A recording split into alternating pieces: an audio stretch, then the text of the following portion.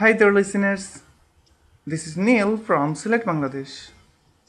Now I'm talking about the difference between its and its. আসসালামু আলাইকুম। এখন আমি কথা বলবো ঊর্ধ্ব কমাযুক্ত ইটস এবং ঊর্ধ্ব কমা ছাড়া ইটস এই দুইটা শব্দ নিয়ে। বর্তমানে অনেককেই দেখা যায় ঊর্ধ্ব কমাযুক্ত ইটসের জায়গায় ঊর্ধ্ব কমা ছাড়া যে ইটস আছে এটা ব্যবহার করে বাক্য গঠন করতেছেন।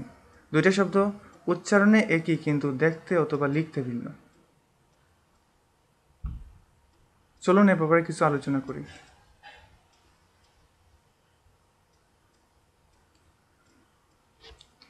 প্রথমে আমরা আবারও ক্লিয়ার হই এই দুইটা শব্দ কি এবং কোথা থেকে আসছে।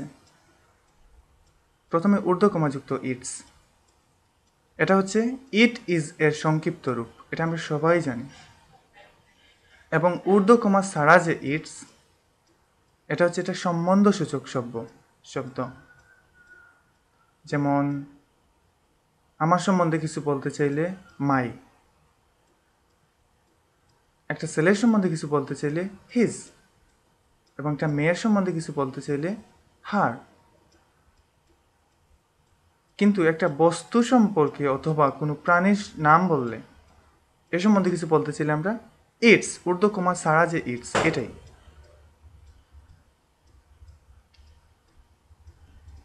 আমরা চারটা বাক্য দেখতে পাচ্ছি, 1 2 3 4। চলুন পার্থক্যটা একটু বুঝে নেই।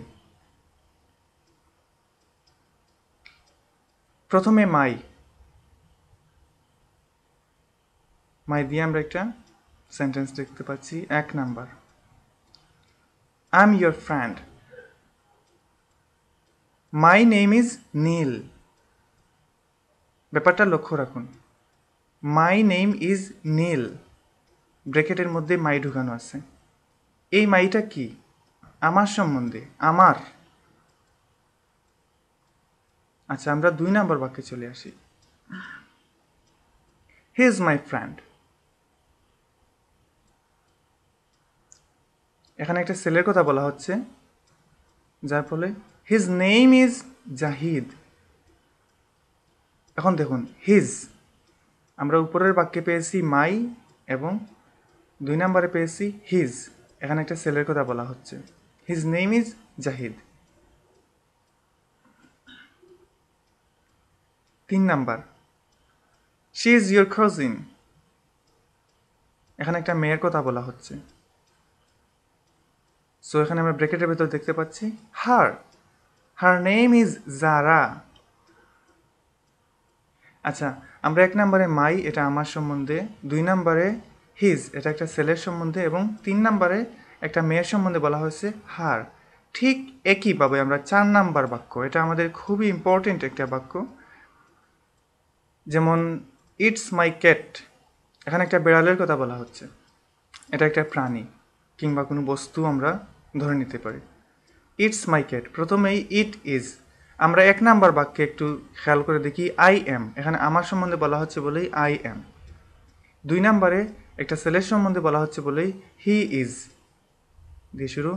আচ্ছা, ঠিক একইভাবে 3 নাম্বার এবং 4 নাম্বারে একটা প্রাণীর সম্বন্ধে বলা হয়েছে বলেই ইট ইজ এর সংক্ষিপ্ত রূপ ঊর্ধ্বকমাযুক্ত ইটস।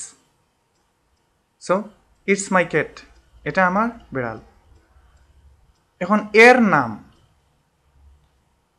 আমরা 1 নাম্বার বাক্যে যদি মাই নেম ইজ নীল, তাহলে বিড়ালের নাম আমরা এর নাম বলতে হলে ইটস নেম ইজ টম।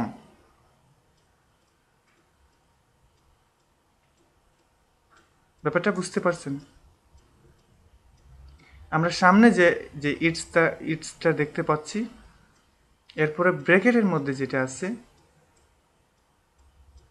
এটা কিন্তু ওটার সঙ্গে সম্পর্কযুক্ত না, একই শব্দ না, ভিন্ন। এখন আমরা যদি বলি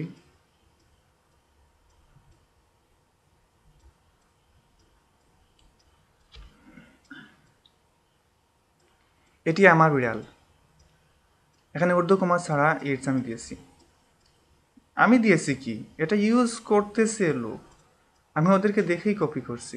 ইটস মাই ক্যাট। আচ্ছা, এটি আমার বিড়াল, এখানে খুব মজার একটা ব্যাপার আছে, আপনারা লক্ষ্য রাখুন। এটি আমার বিড়াল, ইটস মাই ক্যাট। এখানে ইটস শব্দটা ঊর্ধ্ব কমা ছাড়া, আমি একটা সম্বন্ধসূচক বাক্য এখানে শব্দ বসিয়ে দিছি। তাহলে সে আমার বন্ধু, সে এখানে তার কথা বলা হচ্ছে। উপরেরটা যদি ইটস মাই ক্যাট এটা আমি বলতে পারি, তাহলে সে আমার বন্ধু, হার মাই ফ্রেন্ড। সে আমার বন্ধু, হার মাই ফ্রেন্ড। এটা বলতে পারি না কেন? ভুল, ইনকারেক্ট। সো উপরেরটা আমরা ভুল দেখতে পাচ্ছি। সঠিক বাক্য হবে it is my cat, 1 number যেটা।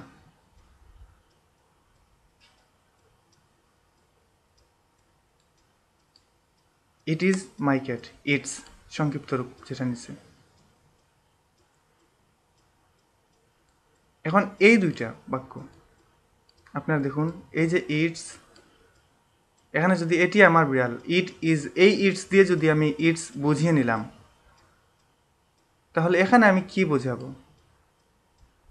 এই শব্দটা দিয়ে আমি হি ইজ বুঝাবো? হাস্যকর। আচ্ছা, সঠিক বাক্যগুলা it's my cat and she is my friend. Correct.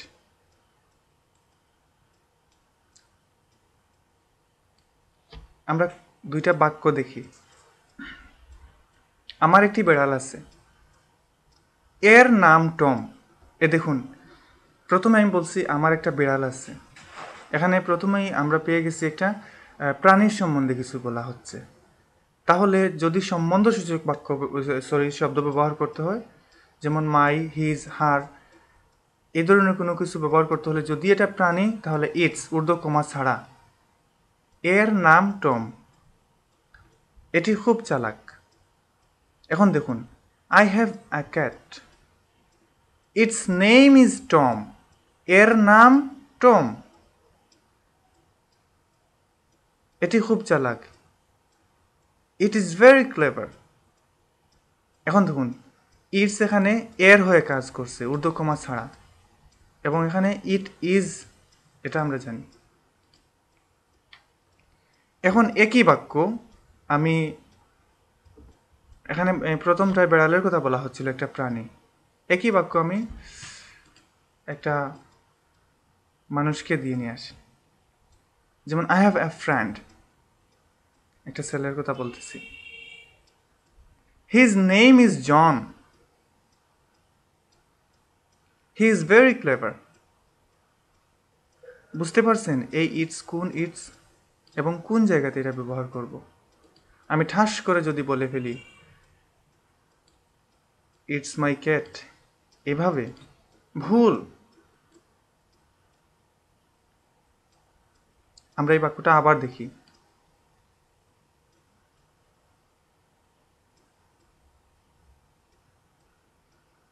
আপনি নিজে নিজে খাতায় উঠে নিয়ে এটা ভালো হবে, বুঝতে সুবিধা হবে। তাহলে কথা একটাই, ইটস ঊর্ধ্ব কমাযুক্ত, এর জায়গায় ইটস না বসিয়ে যেখানে মাই, হিজ, হার বসে সেখানেই ঊর্ধ্ব কমা ছাড়া ইটস ব্যবহার করব। আমি উপরে উদাহরণ অনেকগুলা দিচ্ছি, আপনারা একটু দেখবেন। টেস্ট নাও। আপনারা কতটুকু বুঝলেন সেটা টেস্ট করার জন্য আমি দুইটা বাক্য দিছি। নিজে নিজে একটু ভালোভাবে চিন্তা করবেন এবং বাক্যগুলো গঠন করবেন। আর আমি অনলাইনে সবসময় থাকি। আপনার কোনো প্রশ্ন,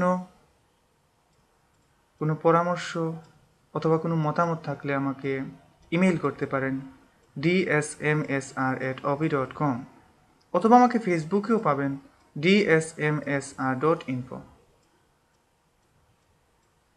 সবাই ভালো থাকুন, আমার পরবর্তী লেসন পর্যন্ত অপেক্ষা করুন।